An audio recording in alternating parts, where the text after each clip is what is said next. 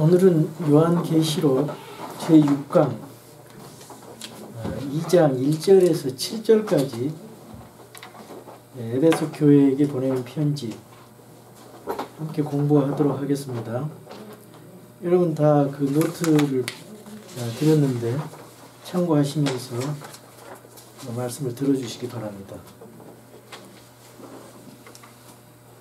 2장부터 3장의 아시아의 7교회에 대해서 이제 쭉 기록되어 있습니다.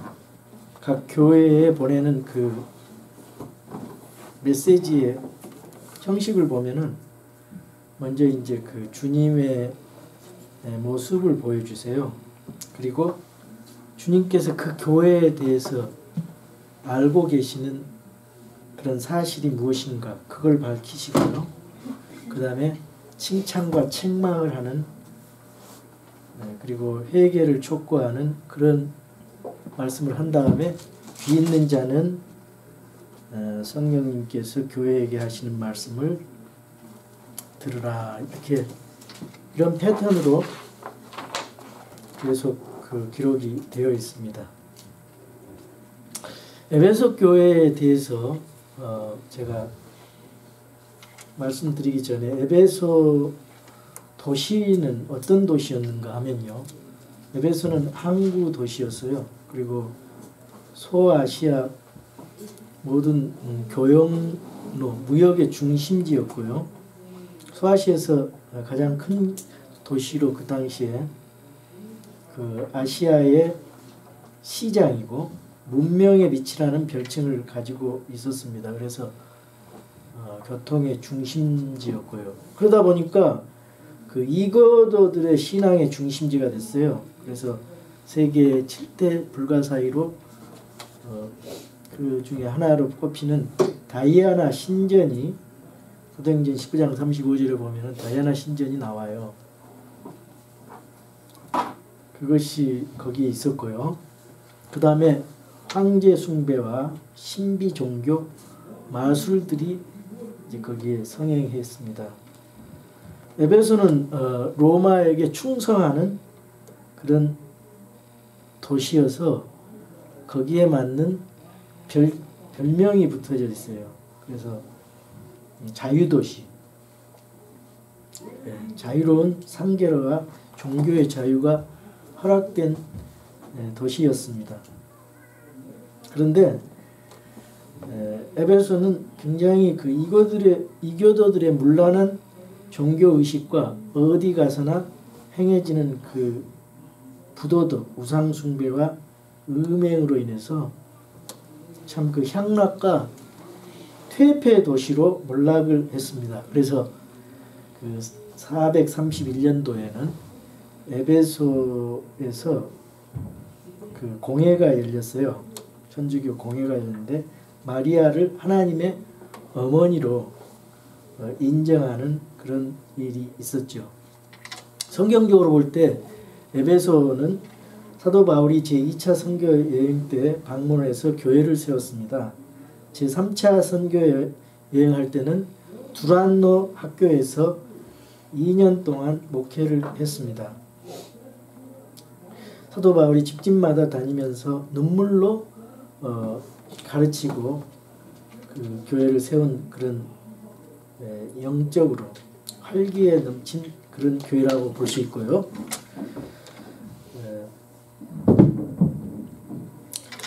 그 7교회 중에서 에베소 교회만이 유일하게 사도에 의해서 세워진 교회입니다. 사도 바울은 디모데를 에베소 교회 첫 번째 감독으로 임명을 했고요. 그리고 그 에베소 교회에서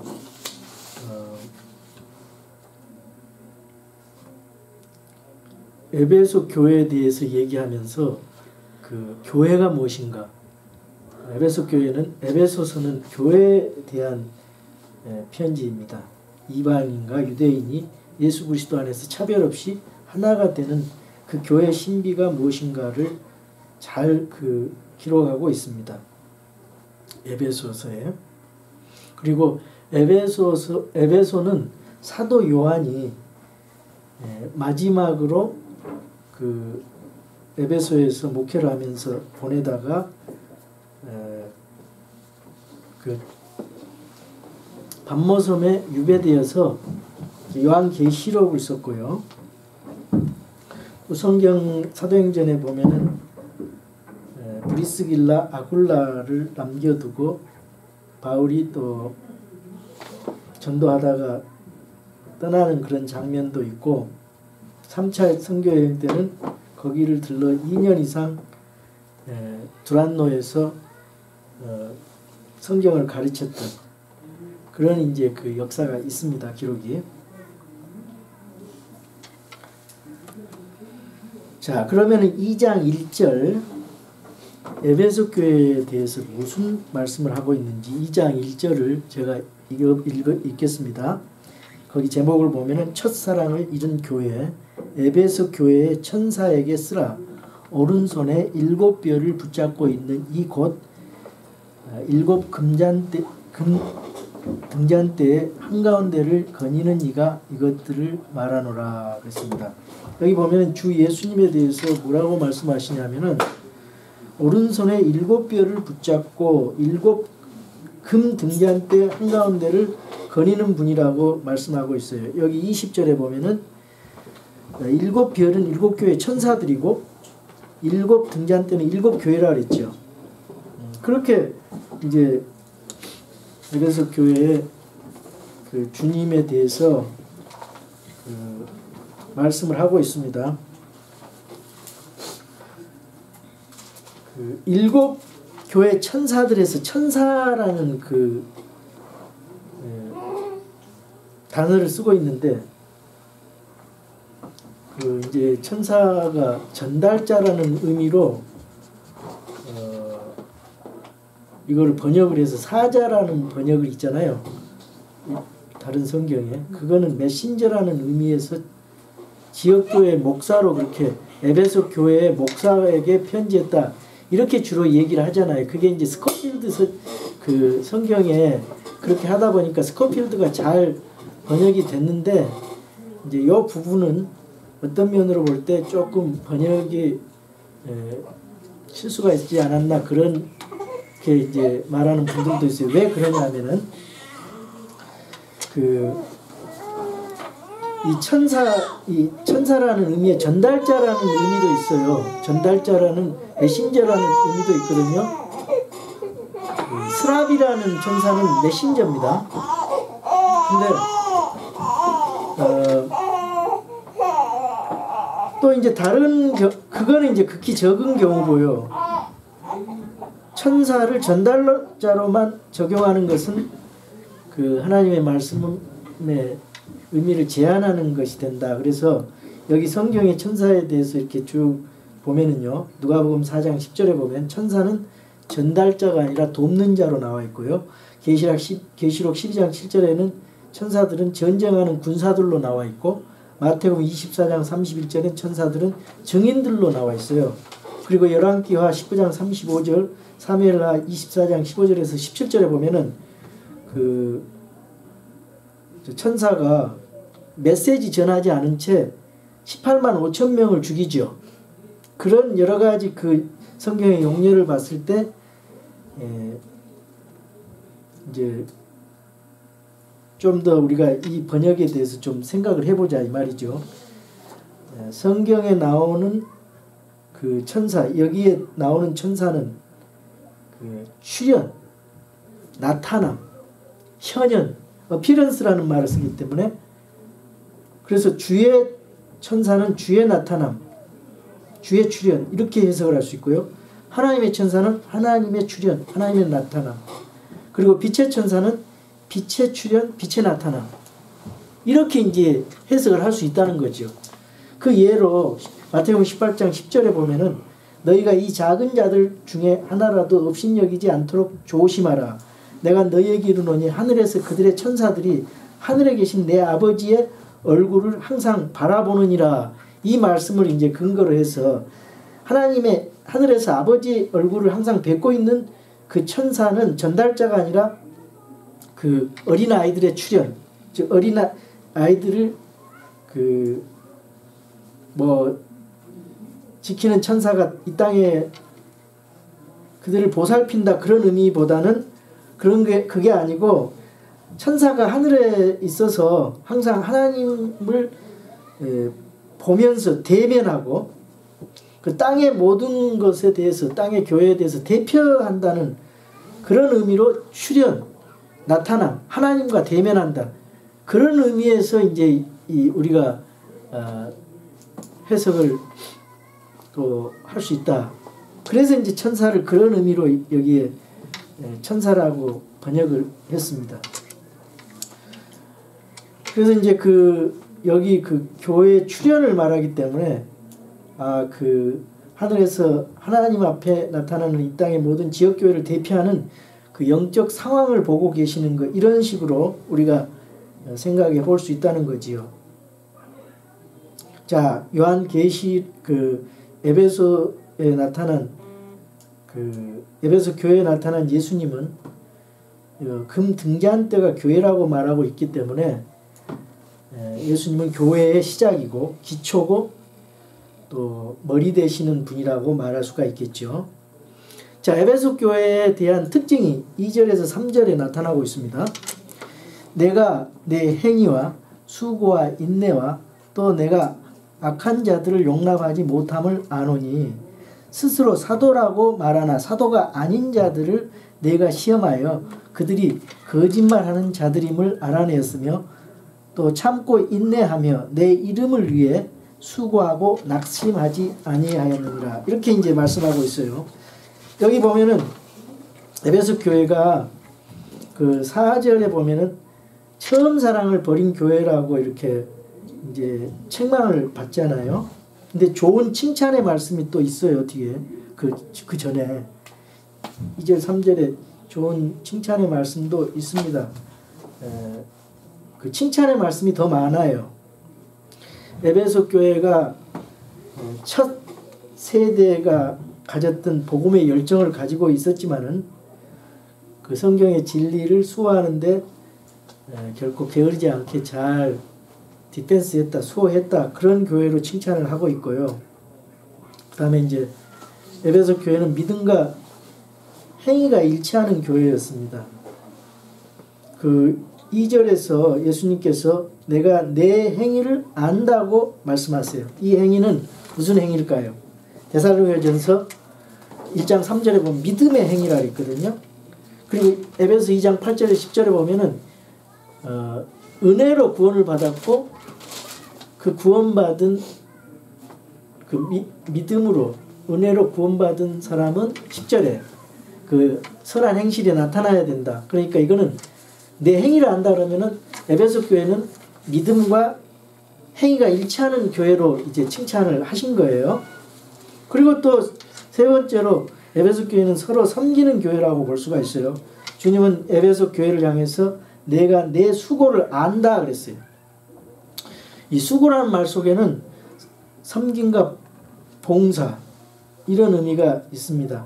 예수님께서 이 땅에 오신 것은 많은 사람을 섬기고 자신의 생명을 그들의 대속물로 주기 위한 것이라고 성경 마가복음 10장 45절에 말씀하시고 있습니다. 그래서 우리 성도들은 우리 예수님처럼 섬기고 또 서로 사랑하는 그런 성도가 되어야 된다. 남 위에서 군림하고 그래서는 안 되고 섬기는, 봉사하는 그런 성도가 되어야 된다는 걸 말씀하고 있는 것입니다. 그리고 네 번째로 소망으로 인내하는 교회였어요. 주님은 내 인내를 안다고 말씀하세요. 에베소 교회는 유혹을 받고 핍박을 받았음에도 불구하고 그리스도에 대한 소망, 즉 주님의 다시 오심에 대한 소망을 든든히 가졌기에 인내할 수 있었습니다. 그래서 소망으로 인내하는 교회라고 볼 수가 있어요. 다섯 번째, 에베소 교회는 성별된 교회. 예수님께서 무슨 말씀하냐면 내가 사악한 자들을 용납하지 못함을 안다. 사악한 자를 용납하지 못한다. 교회가 악을 끌어들이면 안 되잖아요. 그는 교회가 부패돼 버리니까. 근데 이 에베소 교회는 성별, 즉 악한 자들을 또는 악한 것을 용납하지 않았다. 그래서 칭찬을 받았습니다. 이런 세속의 문화라든가 세상 세속화되는 그런 문화를 거부했다는 거죠. 우리 교회가 그런 일을 잘 하고 있잖아요. 지금 세상에 거짓 교리와 이단 교리 또 성경이 아닌 다른 전통과 철학을 배격하면서 우리가 신약 성경에서 가르치는 그 신약 성경의 원리와 질서대로 교회를 하고 또 성경이 가르치는 교리와 신앙을 따라서 우리가 애를 쓰잖아요. 그렇게 하기 위해서. 그래서 잘못된 것들을 교회에서 배격하고 우리가 순수성을 지키고 있습니다. 그런 의미에 있어서 에베소 교회 같은 교회라고 이제 칭찬받는 교회가 될 수 있지만 또 한 가지 우리가 놓칠 수 있는 부분은 너무 이제 옳고 그름을 따지다 보니까 그거에 얽매여 가지고 사랑하지 못하고 남을 관용하고 포용하지 못하는 그런 잘못을 또 행할 수가 있어요. 그 교리와 죄와 죄인은 다르고요.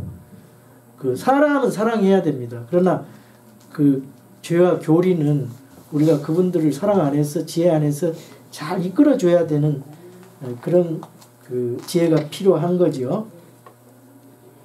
그래서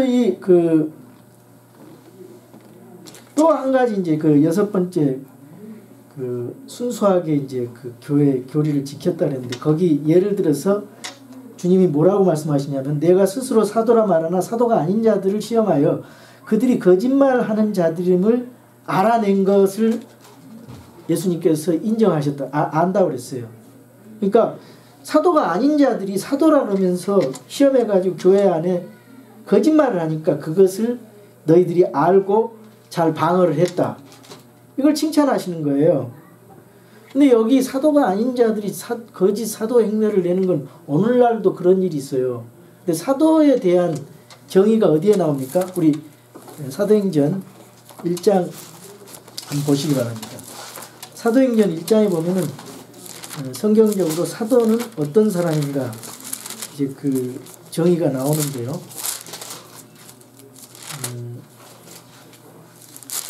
1장 21절입니다. 그러므로 주 예수님께서 요한의 침례로부터 시작하여 그러니까 사도는 요한의 침례로부터 있었던 침례받은 그런 사람들이구나. 요한의 침례로부터 시작하여 우리를 떠나 들려올려 올라가신 바로 그날까지 우리 예수님께서 승천하실 그날까지 우리 가운데서 드나드시던 모든 때에 예수님과 사도는 같이 있었어요. 같이 보낸 사람, 예수님이 직접 뵌 분들, 그리고 우리와 함께 다니던 이 사람들 중, 이게 사도의 개념입니다. 사도라는 정의예요. 예수님께서 같이 이렇게 동고동락했던 요한의 침례로부터 예수님이 부르신 그분들, 제자들이 사도였구나. 12 제자들이 사도였구나. 근데 이 사도가 어떻게 됐죠? 가룟 유다가 예수님을 배반하고 팔아서 자살했잖아요. 예수님은 가룟 유다를 마귀라고 그랬는데 처음부터 믿지 않았죠. 그 대신 마띠아를 선출하는 장면에서, 그런 장면에서 이 말씀을 하시거든요. 그래서 이 사도라는 것은 마띠아도 있고 또 사도가 누가 있어요? 사도 바울이죠. 왜 사도 바울이라고 했어요? 예수님을 직접 부활하신 주님을 만나 뵀어요. 그래서 부활하신 그 사도 마띠아 이렇게 한 13사람 정도를 우리가 사도라고 보고 있는 거죠. 그 사도인데 갑자기 에베소 벌써 1세기에 에베소 교회에서 자기는 사도가 아니면서 내가 사도다 그러면서 거짓말을 했던 사람들이 나와가지고 이걸 교회에서 이렇게 잘못 교리를 가르치고 사도라고 칭하면서 이 교회를 어지럽게 하는 그런 일이 있었나 보죠. 그러니까 그런 자들을 시험하여 그들이 거짓말하는 자를 알아냈다. 그렇게 얘기를 하고 있어요. 그래서 참 그러한 그 거짓 사악한 자들을 용납하지 않는 그런 태도를 이제 칭찬을 하고 있어요. 그래서 이제 그 사도가 아니면서 사도라고 거짓되게 말을 하는 사람들이 2세기부터 나타나기 시작했어요. 2, 3세기 이렇게. 그게 뭐냐면은 그것이 바로 천주교에서 말하는 그 apostolic succession, 사도직의 계승이에요. 그 사도권이 언제 생기냐면은 한 6, 7세기 경에 사도가 그 교황권이 생기면서 그 교황을 베드로, 일대 교황을 베드로로 그 미리 소급해서 연결을 시키는데 베드로는 천주교 교황하고 전혀 상관없습니다. 그걸 천주교에서 교황하고 연결해서 사도직의 계승이라고 만약에 그렇게 주장한다면 그거는 못 오가는 거죠. 사도들은. 왜냐하면은 그 교황 중에는 구원받지 못한 사람들이 많고 그 천주교의 잘못된 교리를 가지고 성경을 거부하고 자기네 전통에 따라 그렇게 천주교 체제 내에서 교황을 세워가지고 그걸 그 사도하고 연결시켜 버리면은요 전혀 그거는 얘기가 안 되는 거예요. 그래서 교황권의 그 무호성을 얘기하고 예수 그리스도의 대리자로서 그 교황을 얘기를 하잖아요. 근데 그 교황들이 말하고 믿는 건 전혀 지금 성경하고 안 맞거든요.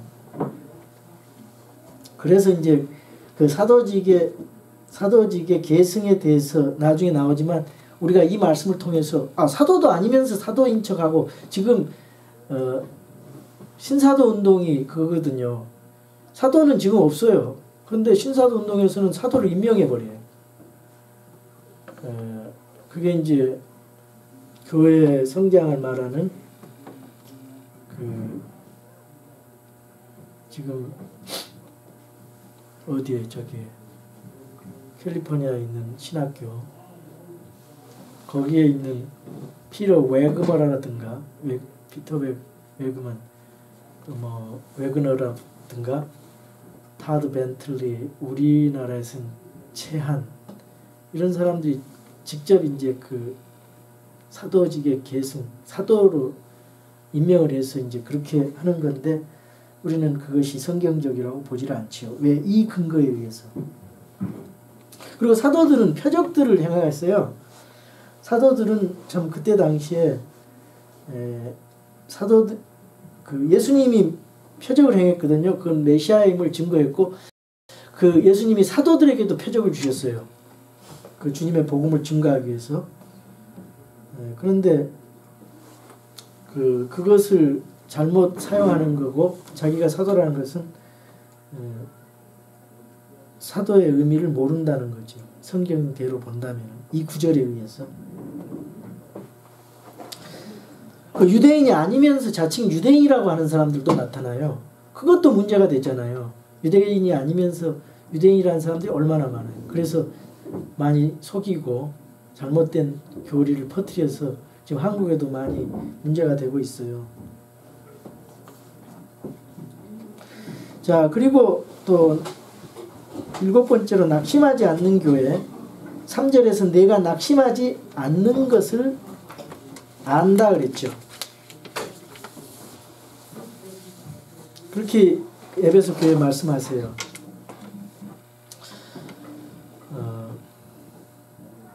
아무 일도 하지 않으면 낙심할 필요가 없습니다. 그러나 무슨 일을 하려 하는데 방해가 있고 그것을 이길 수 없다고 생각하면 낙심하는데 갈라디아서 6장 9절에 보면은 우리가 선한 씨를 뿌리다가 낙심하지 말라 그랬어요. 한번 그 대목 읽어보겠습니다. 갈라디아서 6장 9절 우리가 잘 행하는 가운데 지치지 말지니 우리가 기진하지 아니하면 정하신 때에 거두리라.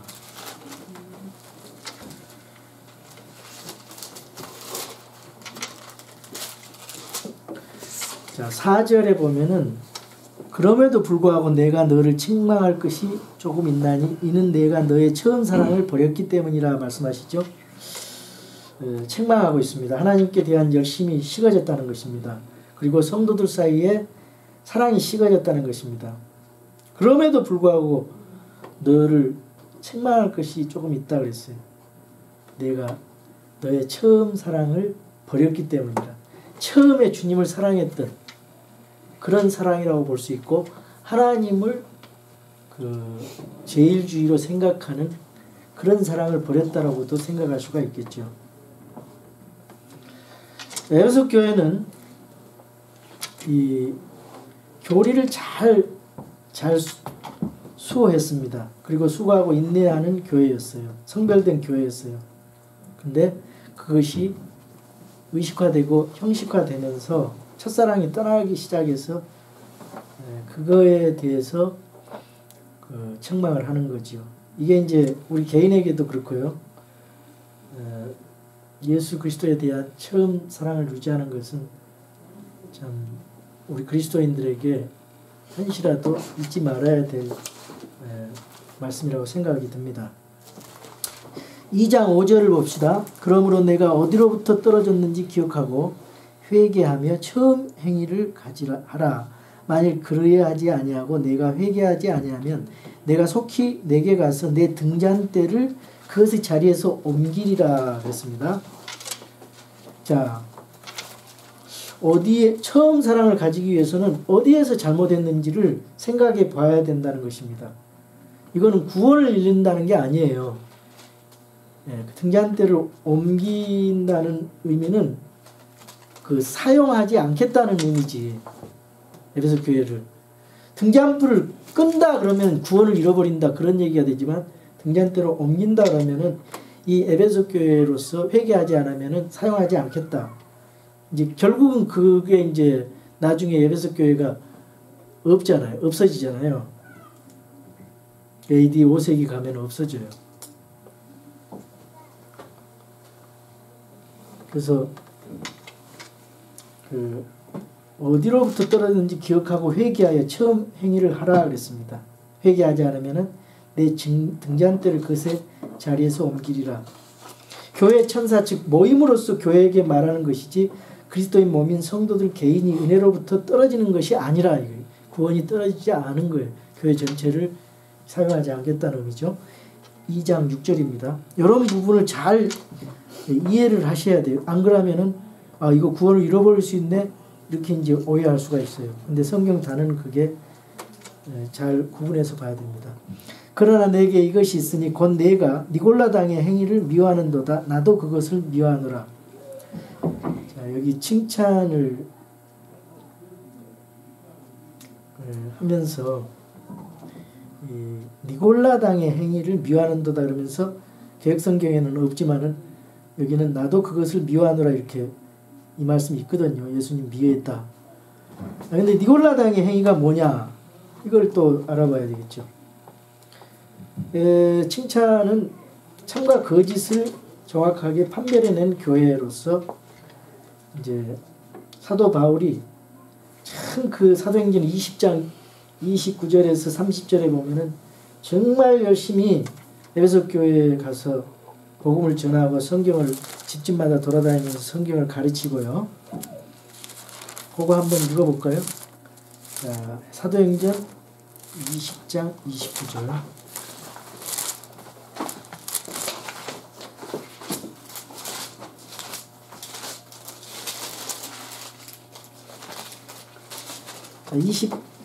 자, 28절부터 제가 읽습니다.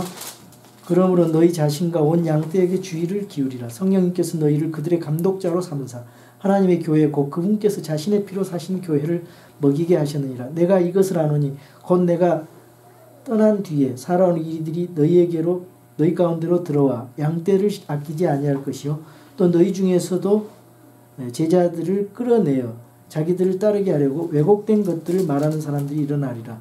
그러므로 깨어서 내가 3년 동안 지금 이 예언을 하잖아요. 이 예언이 정확하게 에베소 교회에 대한 예언이, 사도 바울의 예언이 요한계시록에 요한이 하는 말과 비슷합니다. 살아온 이리들이 들어올 거고 왜곡된 것들을 말하는 사람들이 일어난다 그랬어요.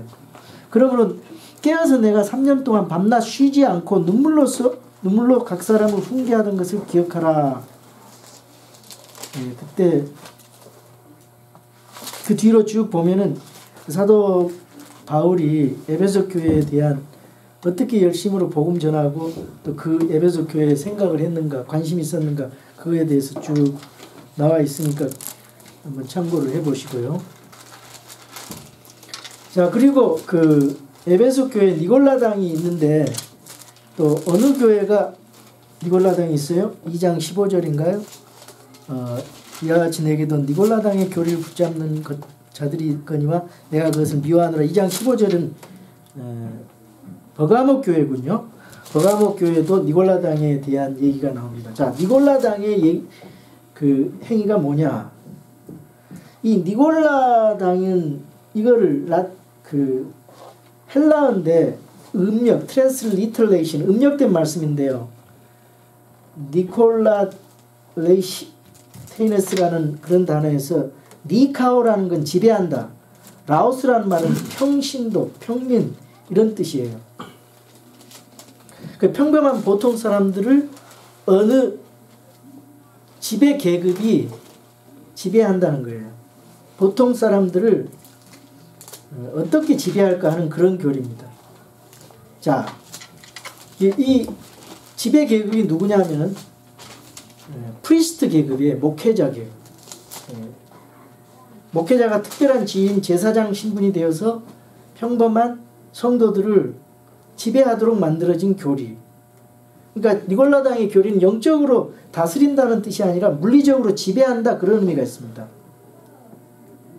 그런데 성경은 그래서 나타난 것들이 어떻게 됐습니까? 성직자 교권 제도가 생겨났어요. 2, 3세기에. 그 이제 천주교에서 보면 그 프리스트 제도가 나오면서 계급이 나오죠. 주교, 감독, 추기경, 교환 이런 계급이 돼가지고 성직자 계급 체대를 만들어서 교회의 그 부패를 가져오게 된 원인이 됐죠. 그 체제가. 근데 성경은 뭐라랍니까? 성경은 계급이 없어요. 성경은 베드로전서 5장 1절에서 4절에 보면은 계급이 없어요. 그리고 예수님이 그 제자들의 발 닦아줬고 군림하지 말라 그랬고요. 세상 관원들은 너희를 군림하지만 너희는 그래서 안 된다 그러면서 서로 발을 닦아주면서 섬기라 그랬잖아요. 그리고 베드로전서 5장 1절에도 보면은 2절부터 너희 가운데 있는 하나님의 양떼를 먹이고 감독하되 그랬어요. 목회자는 감독해야 하고 먹여야 돼요. 근데 억지로 하지 말고 자진해서 하며 더러운 이익을 위해 하지 말고 오직 준비된 마음으로 하며 하나님의 상속 백성 위에 주인처럼 뭐 하지 말고요? 군림하지 말고 오직 양떼에게 본이 되라. 이 말씀이 있거든요. 이게 지금 그 니골라당의 그런 계급 제도를 거부하는 성경의 교리란 말이에요. 근데 군림하는 제도들이 그런 제도와 그런 교리가 나타나 가지고 부패시켰죠, 교회를. 대표적인 예가 천주교회라고 볼 수가 있어요. 자, 모든 그리스도인은 그리스도의 몸 안에 있다 그랬어요. 고린도전서 12장 13절에. 그리고 유대인이나 헬라인이나 종이나 자유인도 없다 그랬어요. 갈라디아서 3장 28절. 또 목사나 사제만 특별하게 기름 부음 받은 것이 아니고 모든 그리스도인들이 기름 부음을 받았습니다. 고린도전서 1장 22절. 또 모든 성도는 기름 부음을 받은 또 왕가의 제사장이라고 베드로전서 2장 9절에 말씀하고 있어요. 고린도 후서 1장 21절에 제가 읽겠습니다. 이제 우리를 너희와 함께 그리스도 안에서 굳게 세우시고 우리에게 기름을 부으신 분은 하나님이시니. 모든 성도에게 기름을 부었다는 거예요. 어떤 특별한 그런 프리스트 계급에게만 기름 부은 게 아니에요. 모든 성도에게 기름 부었다고 고린도 후서 1장 21절에 말씀하셨어요. 너희라 그러면서. 그러니까 모든 성도는 기름 부음을 받았어요. 또 요한일서 2장 20절에 그러나 너희는 거룩하신 분에게서 기름 부음을 받고 모든 것을 아느니라. 명확하게 성경이 모든 성도에게 기름 부었다 그랬죠. 베드로전서 2장 9절 그러나 너희는 선정된 세대요 왕가의 제사장이요 거룩한 민족이요 특별한 백성이니 이것은 너희를 어둠에서 불러내어 자신의 놀라운 빛으로 들어가게 하신 분께 대한 찬양을 너희가 전하게 하려 하심이라. 그러니까 이 니골라당의 교리는 이 말씀들로 봤을 때 일단의 그리스도인들 계층이 다른 그리스도인들 계층을 지배하려는 교리는 잘못된 것이다. 하나님이 미워하시는 것이다. 그래서 예수님이 나도 미워하는 교리다. 그렇게 지금 말씀하고 있어요. 자, 2장 7절 다시 봅니다. 귀 있는 자는 성령께서 교회들에게 말씀하시는 것을 들을지어다. 이기는 자에게는 내가 하나님의 낙원 한가운데 있는 생명나무에서 나는 것을 주어 먹게 하리라. 예수님 십자가 부활 승천 뒤에는 셋째 하늘로 낙원이 옮겨졌습니다. 낙원은 땅 속에 있었죠. 지옥과 같이 누가복음 16장에서는 그렇게 되는데 이 십자가 사건 이후에는 에베소 4장과 그 다음에 고린도후서 12장 4절 이런 것을 보면은 셋째 하늘에 낙원으로 옮겨졌다 그랬어요. 자, 그러면은 여기 이제 그런 교회에 대해서 이제 보상에 대한 말씀을 하시는데 이기는 자 오버커머예요. 요한일서 4장 4절이나 5장 4절에 나와 있는데 결코 구원에 대한 얘기를 하는 게 아닙니다. 이미 구원받은 사람들이 죄를 이기고 육신을 이기고 연약함과 시험을 이기는 그것을 이기는 자라고 말하고 있어요. 또 거짓 교리를 물리치고 온전한 신앙을 소유한 자라고 말하고 있어요. 그리스도인들은 이기는 자입니다. 구원받은 그리스도인들은. 그래서 그런 자에게는 낙원에 있는 생명나무의 과실을 먹게 하른다. 그런 말씀이에요. 2장과 3장의 내용을 우리가 교리적으로 볼 때 환난 때에 지역교회에 해당되는 말씀으로 이해될 수 있고요. 왜 그러냐면 그 환난 때에는 좀 다르게 말씀하시거든요. 행위를 강조를 합니다. 영적으로는 예수 그리스도의 초림에서 재림까지의 이제 교회 시대 전체를 또 2장 3장에 나오는 그 지역 교회를 말씀하고 있는데